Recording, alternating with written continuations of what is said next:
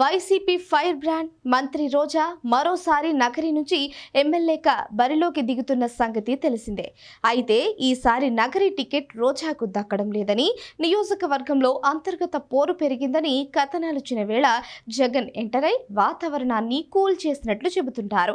అయితే ఎన్నికలు సమీపిస్తున్న వేళ నగరిలో పరిస్థితి ఏం మారలేదని, రోజాకు ఇంటి పోరు అలానే ఉందని అంటున్నారు. అవును, నగరిలో మరోసారి గెలిచి హ్యాట్రిక్ కొట్టాలని రోజా కలలు కంటున్నారని చెబుతున్న నేపథ్యంలో స్థానికంగా సరికొత్త సమస్యలు ఆమెను చుట్టుముడుతున్నాయని అంటున్నారు.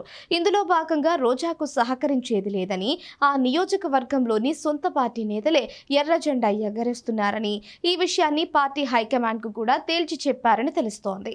ఇందులో భాగంగా నియోజకవర్గంలోని నగరి, పుత్తూరు, వడమాలపేట, నిండ్ర, విజయపురం మండలాలు ఉండగా ఈ 5 మండలాల్లోని వైసీపీ నాయకులతో రోజాకు వ్యవహారం చేడిందని అంటున్నారు. రెండోసారి గెలిచి మంత్రి అయిన అనంతరం ఆమె వ్యవహార శైలిలో వచ్చిన మార్పులే ఇందుకు కారణం అనే ఆరోపణలు వినిపిస్తున్నాయి. ఇదే సమయంలో కలుపుకుపోయే విషయంలో రోజా వెనకబడిపోయారని, తన వెంట ఎవరు వచ్చినా రాకపోయినా ఏమాత్రం పట్టించుకోను అన్న విధంగా ఆమె వ్యవహార శైలి ఉంటుందని, ఎవరు కలిసొచ్చినా రాకున్నా తనకు గెలుపు కన్ఫామ్ అనే ధీమా వ్యక్తం చేస్తున్నారని, ఈ అతి విశ్వాసం ఆమెకు దెబ్బ కొట్టొచ్చని అంటున్నారు.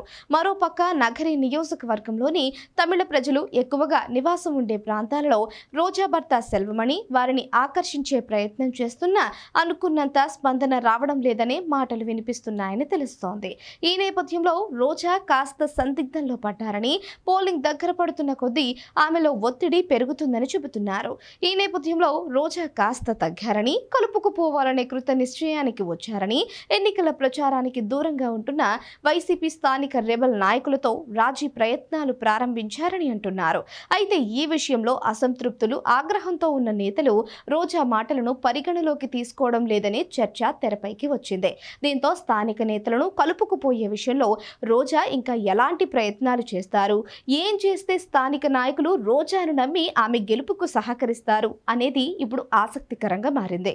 మరి ఈ విషయంలో రోజాను ఒంటరిగా వదిలేస్తారా, లేక అధిష్టానం పెద్దలు కల్పించుకుని కాస్త బుజ్జగింపులు చేసి సర్దుబాటు చేస్తారా అనేది వేచి చూడాలి.